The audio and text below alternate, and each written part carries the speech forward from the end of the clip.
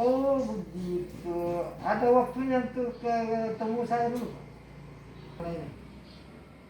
Pertama, menghindari kerumunan orang, ya, atau banyak orang dengan jarak yang dekat, ya. Jadi, contoh di lapangan ini, di lapangan ini kan biasa berkumpul main olahraga, tapi bagaimana menjaga jaraknya, ya.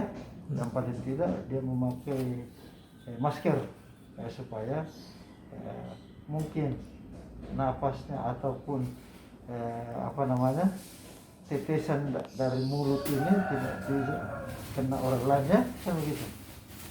Kemudian yang kedua, di masjid kan biasa salat jamaah. Ya, sekarang masjid sudah tidak ada salat jamaah lagi, ya, ajar masing-masing di rumah. Kemudian hari Jumat sudah tidak di Masjid Merdeka ini sudah 2 Jumat, ada yang sudah dua Jumat tidak diadakan salat Jumat secara berjamaah, tuh.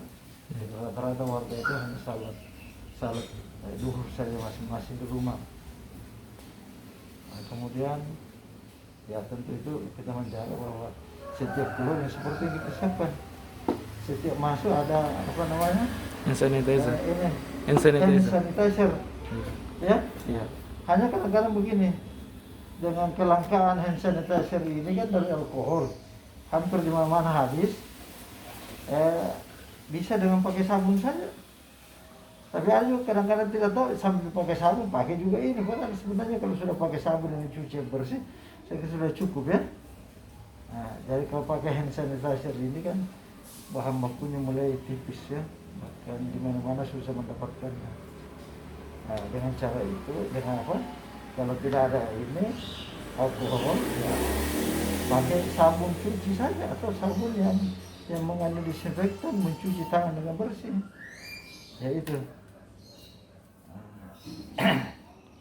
Kemudian ya, tentu menjaga kebersihan, ya. Nah, dihindari kerumunan orang supaya apa kontak dengan manusia sejauh mungkin, ya. Nah, begitu. Kemudian ya kita ikuti himbauan pemerintah dan ulama, ya. Kalau bisa ya kita di rumah saja, kecuali ada hal yang penting, ya kita keluar. Saya kira itu yang prinsip. Dan saya kira semua warga sudah tahu. Ini saya perlu lagi nih, bagaimana membentuk lagi setiap RW ada kesiagaan. Kita akan bentuk kesiagaan COVID sampai tingkat RT RW, ya.